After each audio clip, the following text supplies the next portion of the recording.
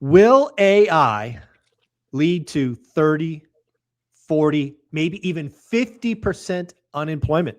You may have heard folks like the CEO of Anthropic a couple of months ago say something just like that. We're already seeing the hardest time for college grads to get jobs. Is AI going to be a lifesaver, or is it going to destroy the spirit of the American employee? Let's have this conversation with the one and only Dana Dunford. How you doing, Dana?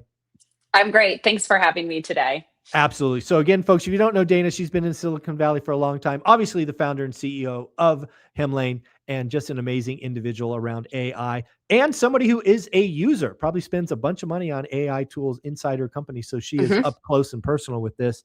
So I'm curious where you sit today. We've talked about AI a couple of times over the last year.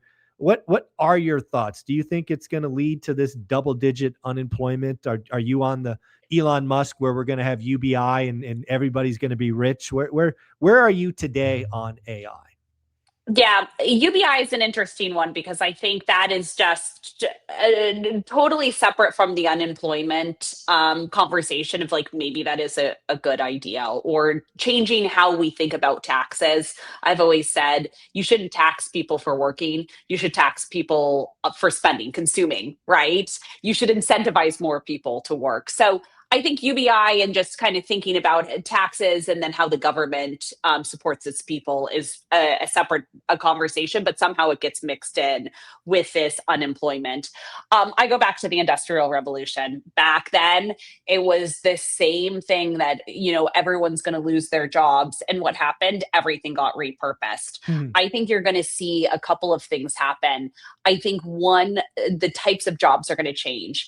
It is going to be people managing the AI agents. It's going to be everything moving faster than ever before. But I still think you are still going to have humans. And here's why.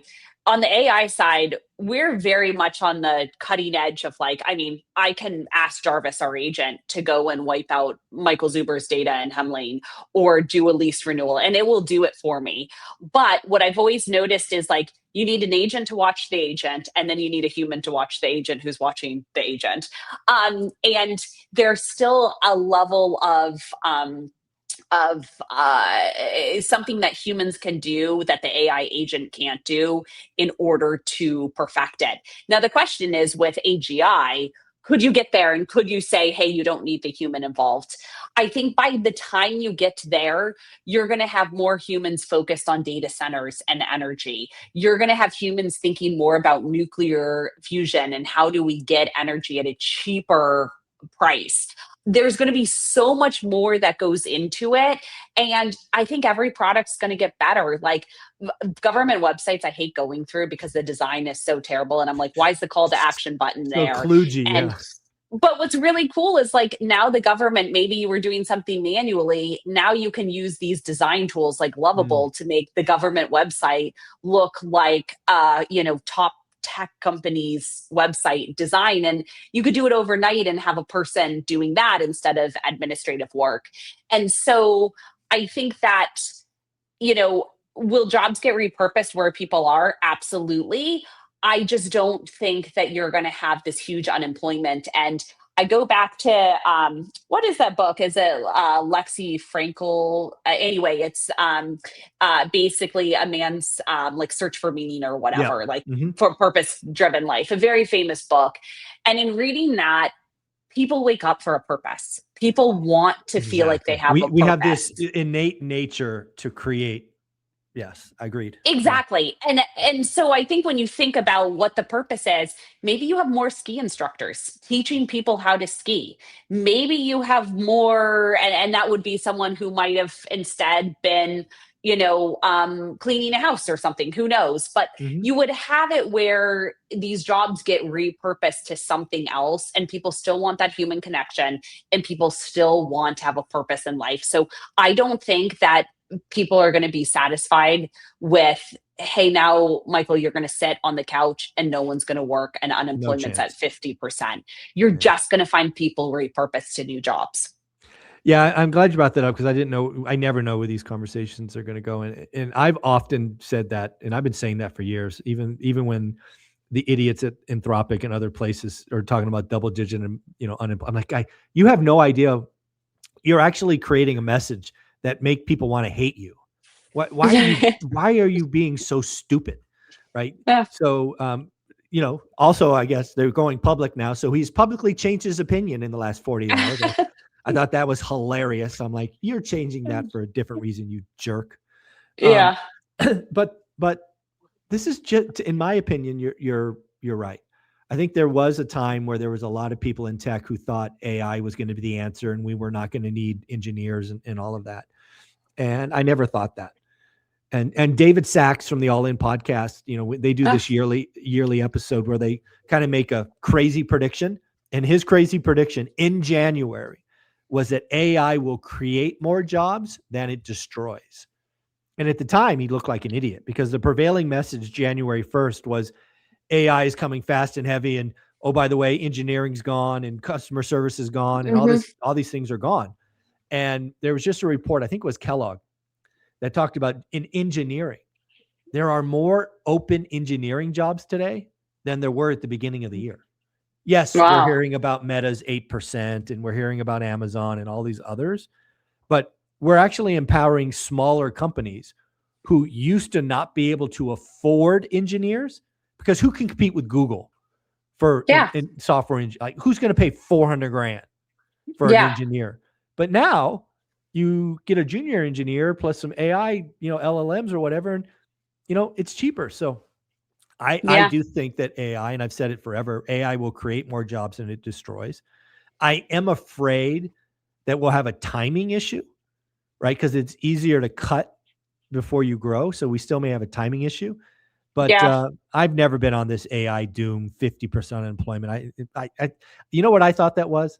I thought that was messaging for their next $1 billion round. Yeah. Because these idiots need to raise money, and that's the only story they have. The only way. Yeah, these data centers cost more than what they're charging the consumer at this moment. But with the Meta layoff, I think it goes back to smaller, more agile teams can move faster. No question. I think they used AI as an excuse to say, we need smaller teams. Let's get rid of, X percentage, smaller, agile teams. Here's our rock stars. Let's go ahead and move back to being more agile. And the reason I bring that up is I was at dinner last night with some tech executives here, but at these large companies. And what they were saying is, it has gotten way too political at these companies, where most of the conversations that are happening are about people, not about the product. And if you see any, like this person and this, and I need approval from this person on budget, and they said they spend 50% of their time right now talking about allocation of resources versus just building cool shit.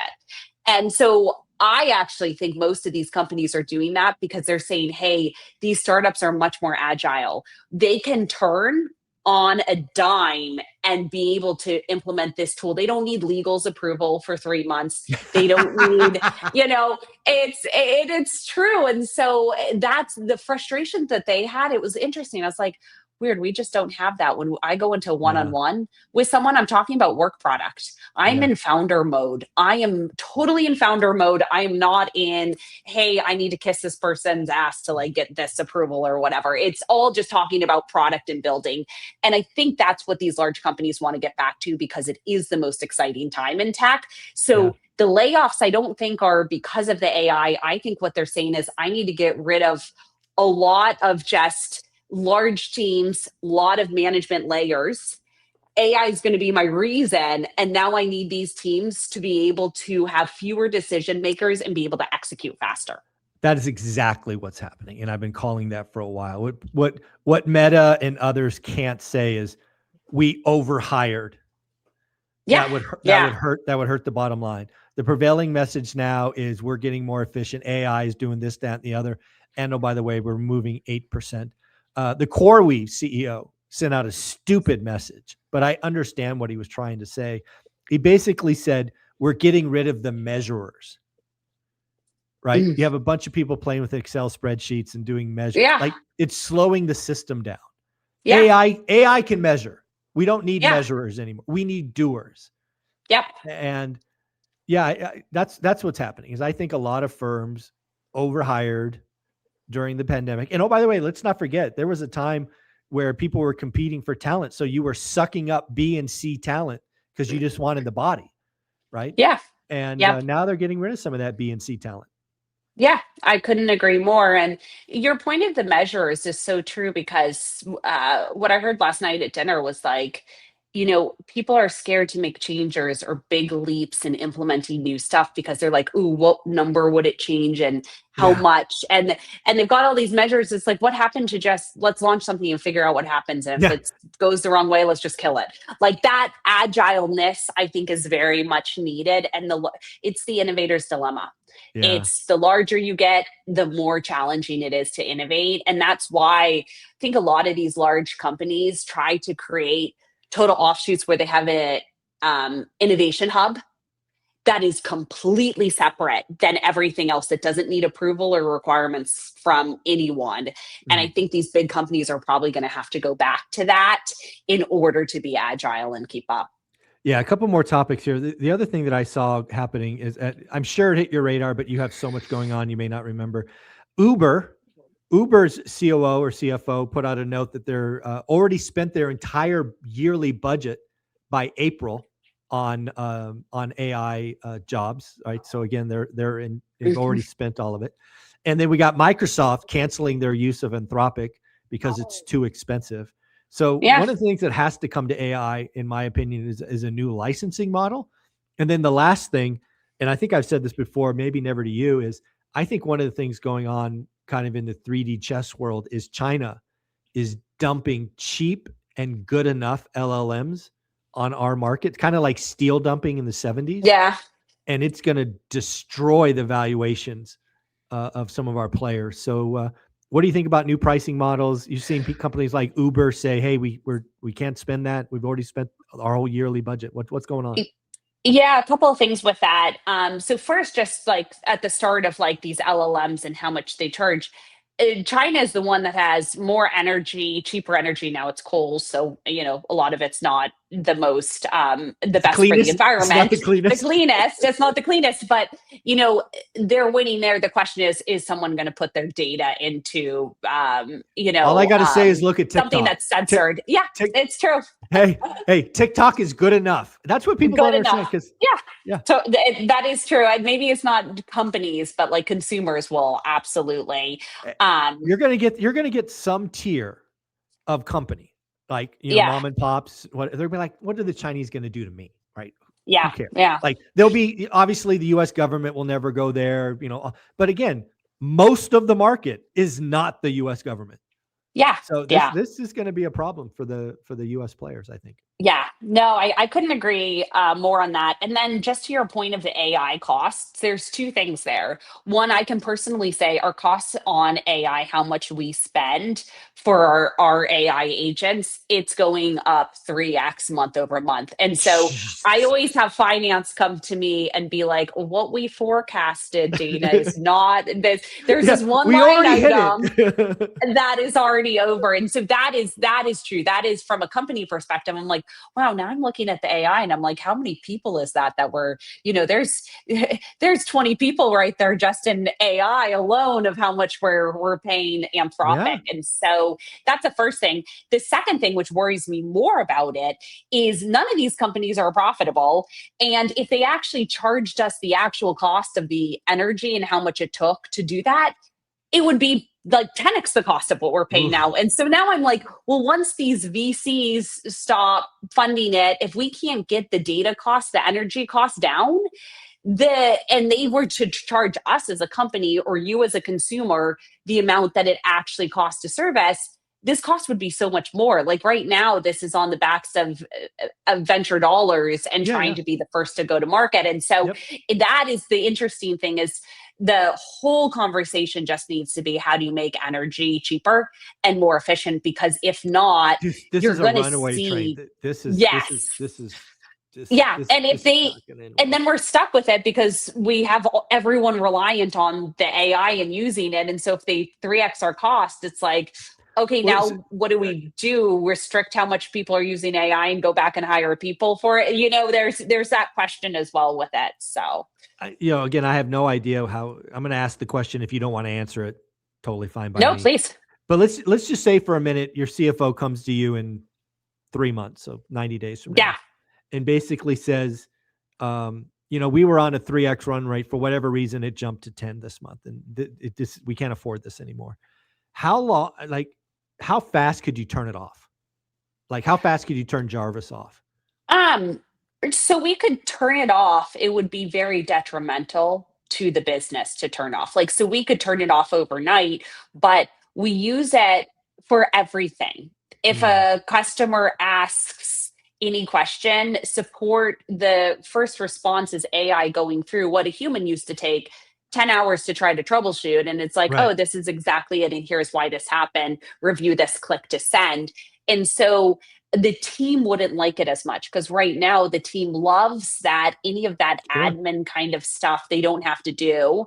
Absolutely. um and and so going back the other way, because we live in the convenience culture, Of people want course. answers now, they don't want to search for them, and that is what AI helps them do, is get to the answer right away. Mm, They still have to validate it, they still have to review it. But there's that. And then also just customer insights. We use AI so frequently to, if a customer has a random report they want to pull, type it in, analyze, get insights that you may not otherwise get. I use it for everything. When someone's mm, like, I need a case study on, a customer who's grown a lot with Hemlane, type into it what customer's grown the fastest, and it will give me a whole case study and a deck and verify data. It's mm. fantastic. And so, I think all of that kind of stuff, it's like, great, now we can't get to the answers faster. Okay. And we as a company can't move faster because of it. And so it would be detrimental. But then to your point, you might put restrictions of when can you use the AI in order to say, like, how much is this actually costing? And then you might have models that says this just cost you $150, and then have to pull back from there. So yeah. Yeah, because again, this is my world, right? Go to market strategy, and I'm just trying to play this out. And again, this is all assuming price is 10x. So again, this probably Yeah. doesn't happen, but I'm just trying to play the worst case scenario. You'd very quickly probably do a couple of things. One is you would definitely restrict what it is and isn't doing. But the other thing I just thought of hearing you talk about that is you could actually create a pricing tier, right? One based on convenience, like if you want Yeah. speed, or if you're willing to wait 12 hours for a human, right? There's a different pricing tier, right? Yeah. So it's Yeah. yeah, I actually do think that given the confluence of China dumping, because I think it's going to be proven out just like steel dumping. I think it's a strategic play with Hmm. DeepSeek or whatever their next thing is. They are trying to destroy billions, if not trillions of dollars in investment capital and hurt us. I think that's what Yeah. they're doing. Yeah. And the other thing is the energy thing, right? This thing is running away at a rate that even if we broke ground on 100, atomic or whatever energy, they're not coming to save us. It won't be ready in time. Yeah. So this is running very, very quickly to an accident. It's Yeah. going to be Yeah. interesting. If you have kids, go put them into energy. That's what they Yeah, need to do. something. Data centers and energy. Yeah, no kidding. No So, kidding. Oh, it's going to be fun. Well, again, I think at the end of the day, AI is not, I'm not an AI doomer. I think AI will, I've always said AI will create more than it destroys, just like mhm. every other technology that I've ever studied. We may have a timing problem, which does happen on occasion. But I do think AI will be a net positive to mankind. And yeah, that's just where I come down. And I think the idiot Anthropic changing his messages. So it's like laughable Yeah. that he's changed Yeah. his message, but whatever. Yeah. All right, Totally. Dana, where can they find you? Yeah. If you want to learn more about property management, AI stuff that we have on the tech enabled services side, hemlane.com. We've got a ton of free resources as well. So go ahead and check them out. Everything from rent estimate calculators, all the way to free advertising, marketing tools, background and credit checks on tenants, all that fun stuff. Yeah. The other thing I'm hearing pretty consistently in my community is more and more people are doing out of state or out of area investing and trusting Mhm. Hemlane to help them manage that. We've got more and more people doing that. So Dana, you guys are amazing. Thanks for being a part of the channel. Great. Thanks for having me.